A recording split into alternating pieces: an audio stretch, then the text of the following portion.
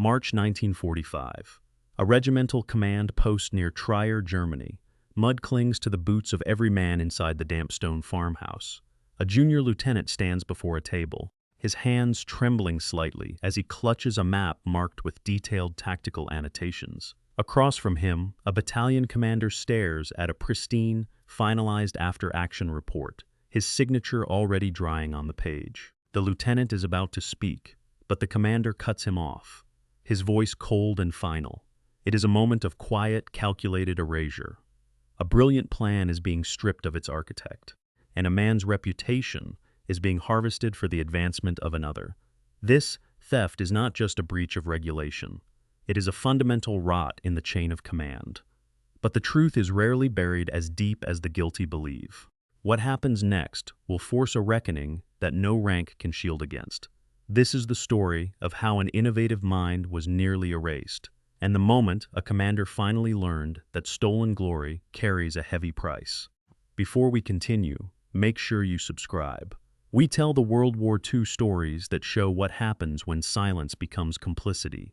If you want more accounts of the moments that forced people to face what they had done, join us. First Lieutenant Samuel Delaney was 26 years old, a graduate of Howard University, and an officer in a combat unit that demanded everything and offered little recognition in return.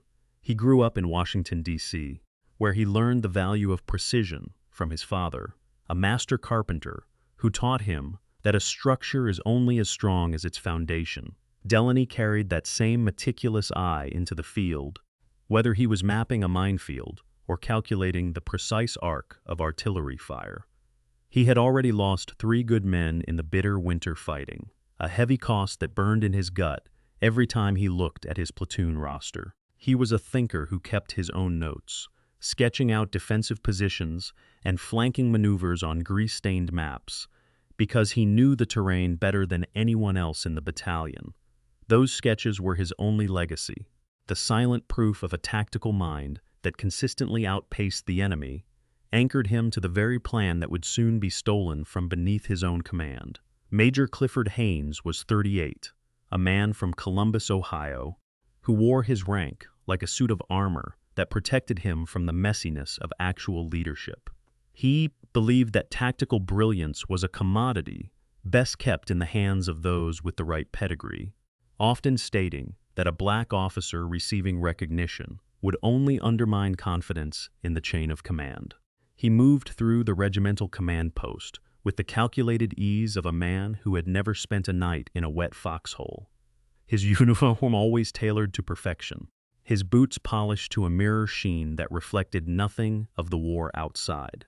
He was a master of the invisible audit, consistently holding planning sessions behind closed doors where he harvested the ideas of his subordinates, scrubbing them clean of their origins before presenting them to his superiors as his own. He looked at the war not as a challenge of survival, but as a ladder for his own career, entirely indifferent to the men whose blood and sweat built the rungs he stood upon. By March 1945, the Allied advance across Germany had become a grind of brutal, small-scale engagements. The main lines of communication were stretched thin, and the Wehrmacht, though shattered, fought from every reinforced farmhouse and village cellar. This phase of the war was defined by the chaos of occupation and the strain of constant movement. Officers found themselves in situations where the official chain of command often buckled under the pressure of local realities. Supplies were sporadic, intelligence was unreliable, and success frequently depended on the initiative of individual lieutenants rather than the grand designs of distant headquarters. This environment created a dangerous void. When the system is pushed to its breaking point, it often ignores the contributions of those at the bottom, while rewarding those at the top who know how to manipulate the reporting process. Other battalion commanders had let this slide for months. They focused on their own survival and their own advancement, ignoring the quiet, systemic theft that occurred within their ranks. It was easier to look the other way when a subordinate's brilliance was scrubbed from the record, provided the victory was signed and delivered in time for the daily report to go up the wire. The entire apparatus of the front line relied on the assumption that an after-action report was a factual account of events, not a work of fiction. When that baseline of truth eroded, it compromised the integrity of every unit involved. In the mud near Trier, the system was about to be forced into an uncomfortable confrontation with its own failure. The camera now pans back to that damp command post, where the weight of those stolen months of labor is about to come crashing down. Captain Miller stood in the center of the command post, his posture rigid. He held a copy of the after-action report, the edges already curling from the humidity. Across from him, Major Haynes sat behind a desk, draped in a clean, starched map. His demeanor, one of practiced indifference. Miller set the report down. He tapped the section, describing the flanking maneuver. He noted that the credit had been assigned entirely to the battalion commander, omitting the specific platoon leader who had actually conceived and led the operation. Haynes didn't look up. He adjusted his cufflink, his expression unreadable. He remarked that command was a collective effort, and that the report accurately reflected the hierarchy of the battalion. Miller pressed harder. He cited the specific date and time the plan was originally drafted, pointing out that the platoon leader had briefed his men while the major was miles away. Haynes stood up. He walked to the window, his voice dropping to a low, cold tone. He stated that tactical decisions made by subordinates were the property of the command, and that any attempt to misattribute authority was a direct threat to the discipline of his unit. Miller held his ground. He mentioned the regimental regulations regarding accurate reporting and the morale of the men who were beginning to notice the discrepancies. Haynes turned, his face tight with anger. He stepped into Miller's personal space. He declared that he would not have the chain of command undermined by an officer who didn't understand the nature of rank. He told Miller that if he wanted to pursue the matter, he would find himself looking for a new assignment in a less hospitable part of the front. Miller realized the major was beyond persuasion. He realized that the falsification was not a mistake, but a matter of policy. He offered a crisp salute, turned on his heel, and walked out of the command post. He went straight to the regimental signal tent. The report reached Patton within the hour. The roar of an engine cut through the damp silence of the command post. A jeep skidded to a halt outside. Dust swirled through the open door as General George S. Patton stepped inside. His uniform was impeccable, the 4 silver stars on his helmet catching the dim light. The ivory-handled revolvers hung heavy at his hips. He did not say a word. He walked to the center of the room, his eyes scanning the men gathered there, and every conversation instantly died. He stopped directly in front of Major Haynes. Patton looked at the major for a long moment, his face a mask of iron. He pointed a gloved finger at the stack of papers on the desk. He asked the major if the flanking plan documented there was his own. Haynes straightened his uniform, his voice steady but clipped. He confirmed it was. Patton asked him to explain the tactical logic behind the maneuver in his own words. Haynes began a rehearsed answer, his tone confident. Patton interrupted him with a single, sharp question regarding the specific terrain features the plan relied upon. Haynes stumbled. He tried to redirect, but Patton cut him off again. He asked him to identify the primary defensive point of the village that his plan was intended to isolate. The major faltered. His composure slipped. Patton moved closer. He looked at the major, his voice low, but cutting through the room like a blade. You have spent your career building a house of cards on the backs of men who actually do the work. You believe that rank is a shield for theft. You believe that if you hold the pen, you own the mind. You are wrong. Leadership is not about who signs the report. It is about who does the dying.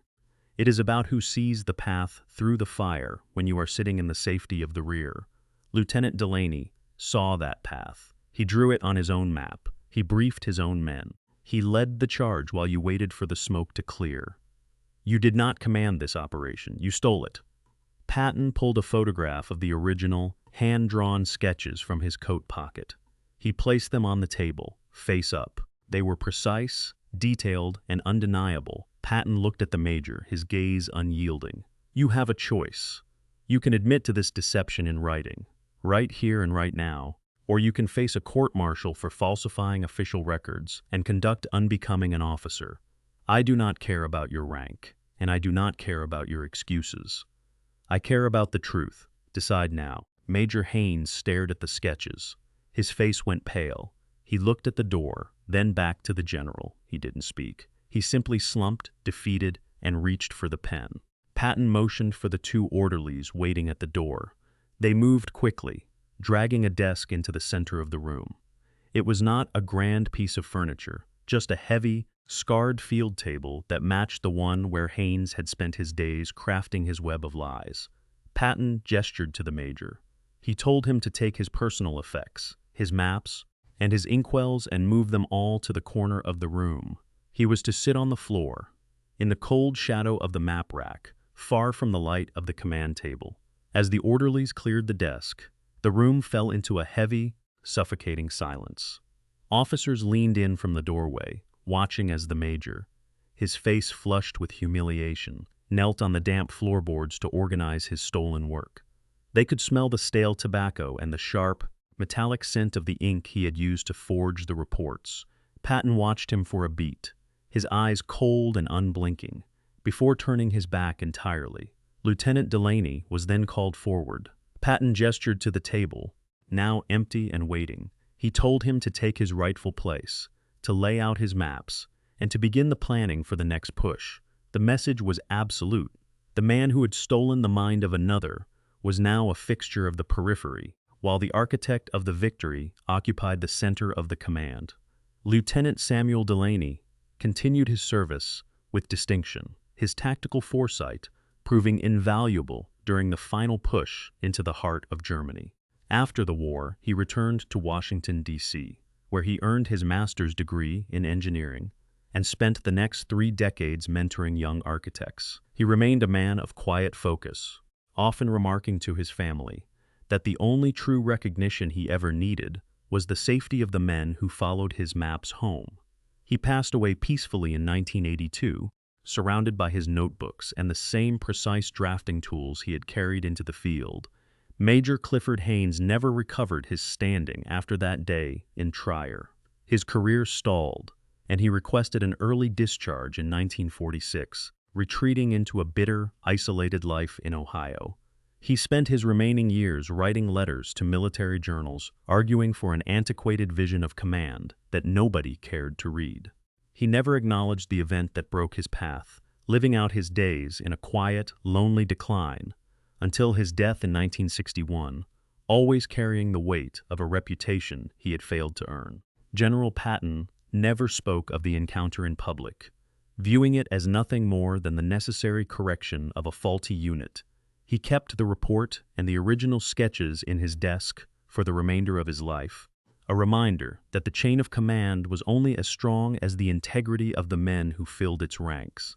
In a rare private note written weeks later, he simply observed that a commander who steals the work of his subordinates does not deserve the men he leads. Some historians have argued that battlefield leadership requires a certain flexibility in how credit is distributed to maintain unit cohesion, suggesting that Patton's intervention was an overreach into the nuances of command.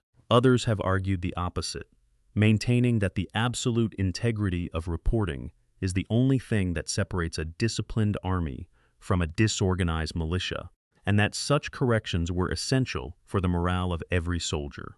What is certain is that after that day in Trier, the regimental planning staff saw a marked increase in accurate after-action reporting, ensuring that the tactical innovations of frontline officers were finally recorded where they belonged. If you had been in Patton's position, would you have done the same?